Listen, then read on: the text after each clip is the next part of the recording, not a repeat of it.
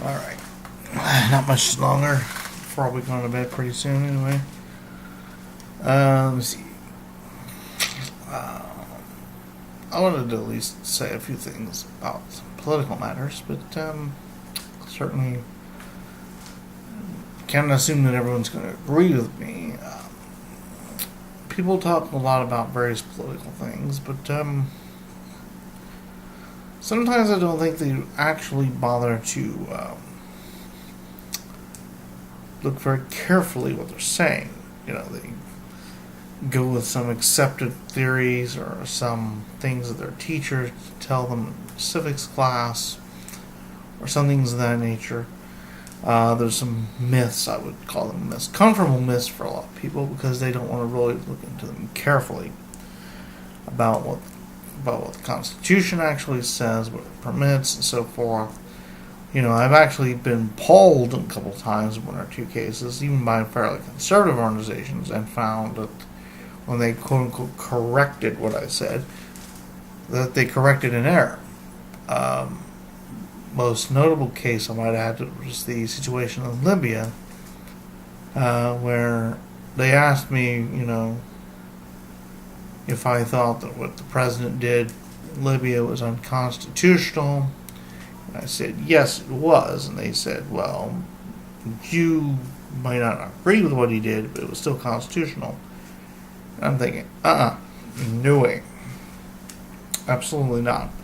If you look at what the actual powers of the presidency are, they were not intended by any means to be involved in offensive warfare without a declaration of war from Congress. You cannot enter an actual offensive war unless Congress were to issue an actual declaration of war. The other provision for waging war is, of course, if in case of the United States is invaded. Let me read something here for a second. One moment.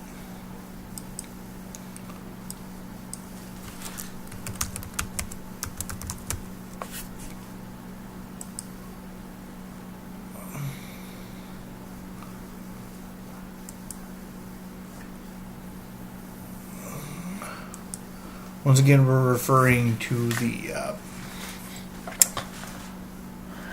Constitution site that I've used before, and I find it, you know, more respected and reliable than, say, Wikipedia or something like that. I'm not going to read for Wikipedia as far as the Constitution is concerned.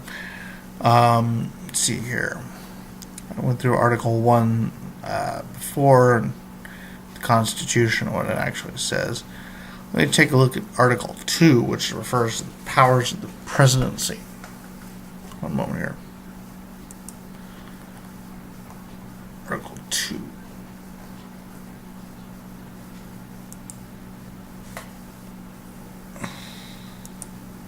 The executive power shall be vested in the President of the United States of America. He shall hold his office during the term of 4 years, and together with the Vice President chosen for the same term, be elected as follows. Each state shall appoint, in a manner as the legislature thereof may direct, a number of electors equal to the whole number of senators and representatives to which each state may be entitled in the Congress. But no senator or representative or person holding an office of trust or profit under the United States shall be appointed an elector. This is interesting. So basically, if you're an elector, you cannot simultaneously hold a high government position otherwise in the federal government at the same time, and you cannot be a member of Congress. Obviously, this precludes someone like, for example, an ambassador or something like that from also being an elector. The elector shall meet in their respective states and vote by ballot for two persons, of whom one at least shall not be inhabitant of the same state with themselves. And they shall make a list of all the persons they voted for, and the number of votes for each, which list they shall sign and certify and transmit sealed to the seat of government of the United States, directed to the President of the Senate. The President of the Senate shall, in the presence of the Senate and House of Representatives, open all the certificates, and the votes shall then be counted. The person having the greatest number of votes shall be the President, if such number be a majority of the whole number of electors appointed, and if there be more than one who have such a majority and have an equal number of votes, then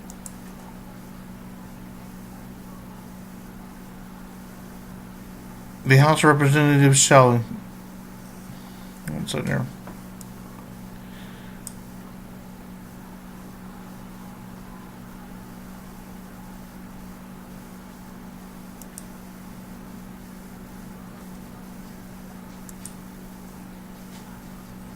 Shall immediately choose by ballot one of them for president, and if no person have a majority, from the 5 highest on the list, the said House shall in like manner choose the president. But in choosing the president, the votes shall be taken by the states. Oh goodness, this thing is hard to read. Shall be taken by states. The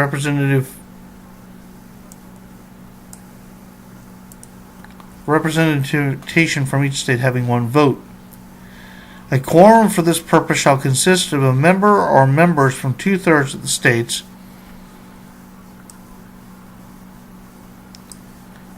and a majority of all the states shall be necessary to a choice. In every case, after the choice of the president, the person having the greatest number of electors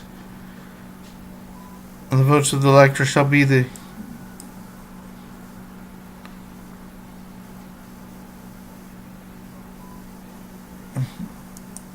vice president. But if there should remain 2 or more have equal votes, the Senate shall choose from them by ballot vice president.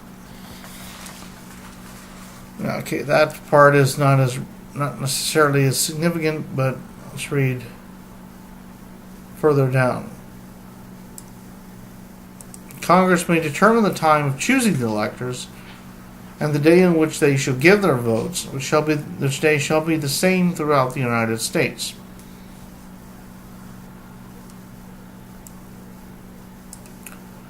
A person except a natural-born citizen or a citizen of the United States, at the time of the adoption of this Constitution, shall be eligible to the President of the United States, shall be eligible to the office of President. Neither shall any person be eligible to that office who shall not have attained to the age of 35 years and been 14 years a resident within the United States.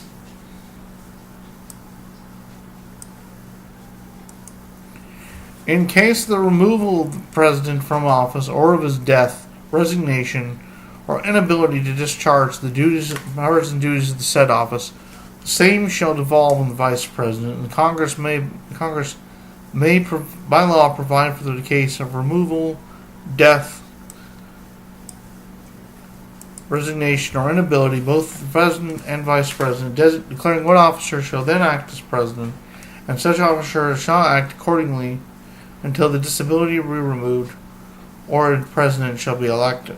Now, this is significant as far as 2 things. One, of course, there's the passage saying that a natural-born citizen, or in the other exception, of course, the time frame, person who has been a citizen at the time of the Constitution being adopted. Obviously, that would not apply unless by some weird chance you had somebody that old. The natural-born citizen thing has been kind of tricky because a lot of people interpret that as meaning, well, you were born in the United States. All it says is natural-born citizen, that you were born a citizen. Does not necessarily mean you have to be born within the actual boundaries of the United States. For instance, if you were born on a foreign embassy, or if you were born in a foreign consulate, like at the time, like child of an ambassador or something like that. Or if for some reason you were born in the Canal Zone, which was at the time of U.S. territory, such as the case of Senator McCain.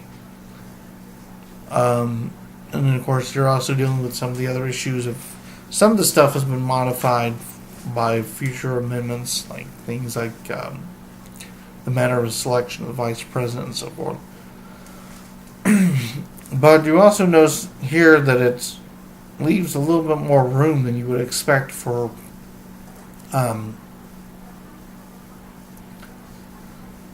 what might happen in the event of the death of a president. It wasn't quite as resolved as people seem to think until the time that they passed I believe it was the 25th Amendment to the Constitution. That's why you had some controversy over John Tyler basically saying that he was the president, not just acting as president, when William Henry Harrison became the first president to die in office. And John Tyler became the first, what some people call, accidental president. He was vice president at the time of Harrison's death. So it does mention that that at least at the time that when the president and vice president died,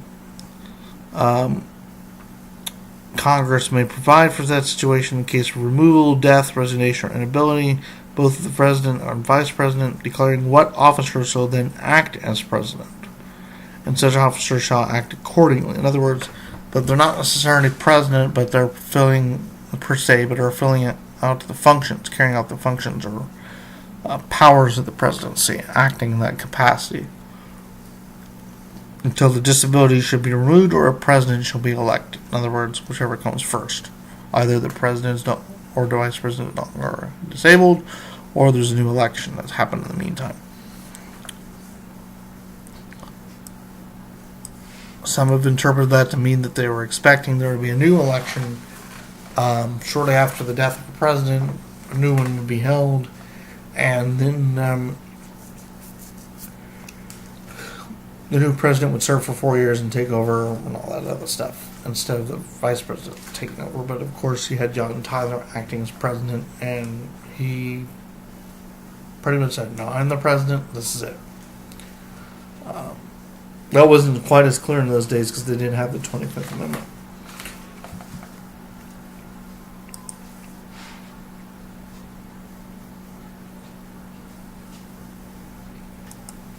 The language, however, suggested you could say that it was simply a matter of the duties or powers or responsibilities of the vice president falling on the president and falling on the vice president.